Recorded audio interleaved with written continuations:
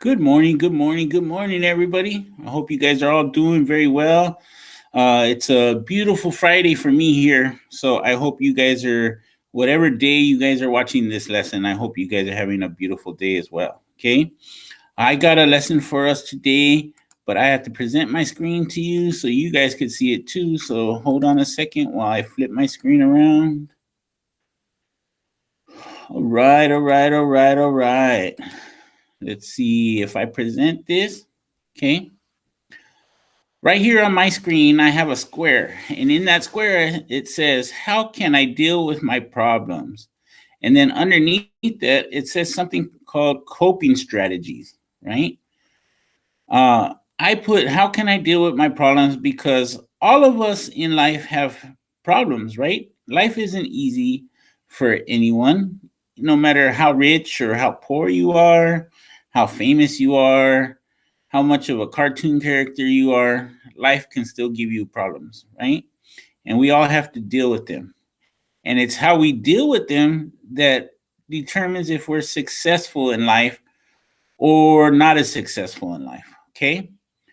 So, how we deal with our problems uh, in a positive way or in a not so positive way. Okay. And these things are called coping strategies. Okay. Coping strategies is just how do I deal? How do I deal with my problems? Okay. So, I want to use the word coping instead of dealing. Okay. Or I could use the words interchangeably, which means I can change from one to the other pretty easily. Okay. So I could put, how can I cope with my problems? It would be the same as, how can I deal with my problems? Okay. So let's talk about what coping strategies are. And I know it sounds like a big word, but I know you guys can handle it. And what good coping strategies are and what bad coping strategies are. Okay. So be patient with me. Let's talk about them. Okay. So right here, I have a picture of a young man that dropped some milk, right? There is a popular saying that says, don't cry over spilled milk, right? It means it already happened. So let's move on, right? Sometimes it's not like you could go back and put all the milk back in the carton, right? No. Sometimes you just have to mop up the milk, put the milk, whatever is left, back in the refrigerator, and then you go on with your morning or your day, right? I know it frustrates us sometimes and it makes us angry if things like this happen, especially if you wanted to eat some cereal in the morning and that was the last milk in the whole refrigerator and you dropped it, right? Then, yeah, it would make you kind of upset, frustrated, or sad, right? And it's okay to be sad and frustrated and angry if you drop the milk, okay? But you can't stay frustrated or sad or angry for a long time because you dropped the milk. At a certain point, you just got to say, hey, let me clean the mess up and get on with my day, right? I might have to eat something else instead of cereal, but it's okay. I can get on with my day, right? It's not going to ruin my whole day. It's not going to uh, make me so I can't have a good day today, okay? It's just spilled milk. So we don't cry over spilled milk, okay? We just move on. And it just means that, hey, sometimes life gives us problems and we can't sit there and cry about it all day. We have to move on, okay? Let's see, let's see. Things happen to us all that cause us to feel bad, sad, mad, angry, and frustrated at times, right? These boys were playing soccer and the soccer ball got caught up in the tree. So they can sit there and they could be angry and sad and mad and frustrated. And they could look at the soccer ball and they could look at it for hours and hours and hours. Do you think that if they just sit there and look at it, that the soccer ball is ever just going to come out of the tree? Probably not, right? Unless there's a super strong squirrel up there that's going to push it out for them. But if they focused and said, hey, you know what? What happened, it happened, right? The ball got trapped. But let's think about some ways to get it out of there, right? And if they got focused on the solution and not on the problem, they could do that, okay? And they could get the soccer ball out of the tree and they could start playing again and be happy again, okay? So it just reminds us that if we're going to focus on the problem and not the solution, we're going to be stuck there for a lot longer, okay? And we're not going to be happy. And so life, when life gives us problems, we got to figure out a solution and not sit there and worry about the problem, okay? Let's go on. If we want to be successful in life, we have to, and hold on, Miss Josie. Hold on, guys. Okay.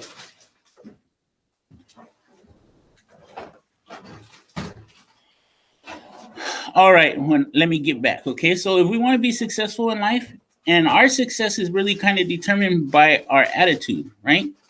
If we have a very good positive attitude and we go about life being really positive and uplifted and happy, then we'll be a lot more successful than somebody that is depressed and sad and down about life, right? We do all have problems, but it's how you look at those problems and how you deal with those problems that determines how successful or how many wins you're going to get in life, okay? So let's see. I have a picture here of a couple young ladies, right? One has a good positive attitude. She's all about being energetic. She's all about being happy. She's all about feeling good for the day, right? And then another lady that is not so positive, she has a negative attitude, right? And she's all about yelling and being frustrated and angry and upset. And who do you think is going to be able to deal with their problems better? Yeah, probably the young lady that has the good attitude, right? She'll be able to deal with her problems and be able to get past them and be able to make some progress in her day and feel good about her day. The one that is stuck in the negative attitude, her day is not going to go very well. It's going to be pretty messed up all day, okay? So that's why we got to have that positive attitude. Part of having a positive attitude is being able to deal with our problems in a good, positive way too, right? And since we're talking about coping skills, we're going to talk about poor coping skills and about good, positive coping skills, okay? Right here, I have some examples of what poor coping skills are or bad ways of dealing with our problems, okay? I have two young men that look like they're having a problem with each other and they look to be beating each other up, right? Now, one of the bad coping skills or poor coping skills would be fighting, right? Or hurting other people. Yelling and screaming is definitely one of the bad coping skills, right? If you get upset and you start yelling at people, it's not going to make you feel any better and it's not going to make them feel any better. Okay, so yelling and screaming probably isn't one of the good ones. Fighting or hurting other people, right? Name calling, if you call somebody else a name, you're not making yourself feel better. You're only making them feel worse, okay? So threatening somebody, telling them you're going to hurt them, that's not cool, okay? Or hurting yourself. Sometimes people get upset at themselves because they're not having a good day, right? And they want to hit themselves in the head or want to bang their head against a wall, or even they do stuff like, I don't know, there's a lot of ways that people choose to hurt themselves, right? It's not a good coping skill. Negative self-talk is when we talk bad about ourselves. Oh, Mr. Gomez, you're such a dummy, right? You're so dumb, right? That wouldn't be good for me, right? I wouldn't feel better about myself. I would feel worse about myself. And that's not a good thing to do, okay?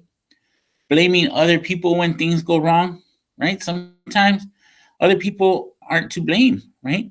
And sometimes even if other people did cause things to go wrong, sitting there and blaming them isn't going to make your day any better. It's not going to solve the problem. It's not going to make them feel any better. So it's not a good thing to sit there and blame people, okay? Or pretending the problem doesn't exist. Some people, when they get into problems, they just want to act like it's not there. You broke a glass, right? And you accidentally broke it and it fell on the floor. Let's walk past it and pretend we didn't break it and let somebody else get in trouble for it, okay? That's not a good coping skill.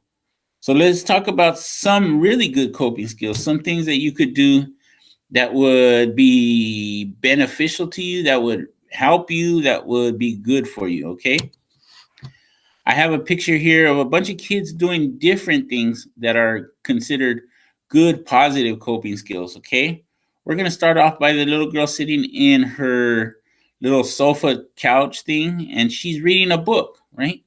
Reading can be one of the best positive coping skills you can do. It calms your mind, it calms your body, and you can escape. Okay, you can escape through the world that you're reading, and it's a really good way. Okay, breathing exercises is the next little girl is doing breathing exercises, and I think we talked about deep breathing, right? Where you take in air through your nose, you hold it in, and then you blow it out through your mouth, right? And if you do breathing exercises like that, taking air through your nose, hold it in, and then breathing out through your mouth, and you do it very slowly, right? And you take deep, long breaths, it's going to calm your body down. It's going to calm your mind down, and you're going to feel a lot better, right? The next kid has a picture of him feeling sad, right? He's labeling the feeling. He's talking about how he feels, and he drew it out. But sometimes you can just talk about it, and it'll help you feel better knowing that somebody else knows, okay? The next person is doing positive self-talk. She's telling herself what a wonderful person she is, how great she is, how she's the best at being her, okay? And nobody could be better at being her than her. And that's going to make her feel much, much better, okay? On the bottom, there's somebody painting some artwork, right? So doing art or drawing can be great coping skills for people, okay? Drawing, painting, playing with clay or Play-Doh, those are all really, really great coping skills for kids. Ooh, somebody's doing yoga right there, right? Any kind of exercise you can do would be a great coping skill. Okay, so I know it's hard to be able to go out to the park anymore, right? Because of COVID. And so sometimes we have to be able to run around in our backyards, right? Or just run around in the house a little bit just to be able to get some exercise and be able to get our body moving and feel loose again, right? When we get angry or frustrated, our body tends to get tight, right? And we need to release that energy, right? So doing exercise and things like yoga could help us, right? But it doesn't have to be yoga. You could run around, you could do jumping jacks, you could do push-ups, anything that will make your body move, okay? You could stretch, you could dance, okay? You can sing. There's a lot of different things that you could do that would be positive coping skills, okay?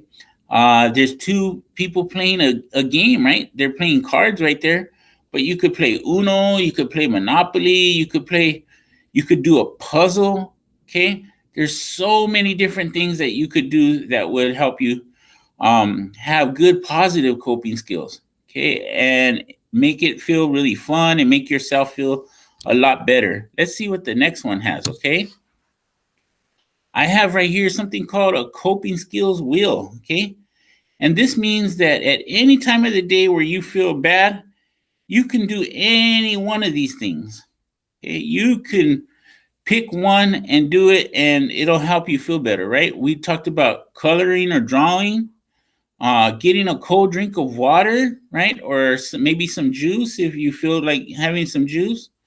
That might be a good one. Reading a book, listening to music. Listening to music's a really popular one, right? A lot of people love to listen to music, and listening to music will help you feel better, okay? Taking 5 deep breaths. Ooh, we talked about deep breathing already and how you breathe in through your nose. You hold it and then breathe out through your mouth, right? Taking a break. Sometimes you get frustrated and you just need to walk away from something. You need to just take a break from it. Like, say you're working on math, right? You're doing some homework for math or spelling, and it just gets hard and gets difficult. So take a break from it. Walk away for 5 minutes, and then you can come back and get back to work, okay?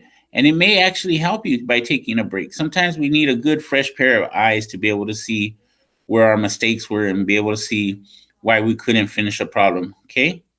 Talking to an adult. You could talk to any adult that might help you, okay? You guys have your parents or maybe a favorite aunt or uncle, your teacher, Mr. Silva, myself, okay? There's so many people you guys could talk to if you have issues or a problem and you guys want to be able to talk to somebody, okay? So those are all things that we could do that are positive coping skills for us to be able to handle our problems in life. Remember, and we all have problems, right? Even the most famous people in the world, uh, like Ariana Grande, right? And some of the most richest people in the world, like Bill Gates, he has billions of dollars. Everybody still has problems, okay?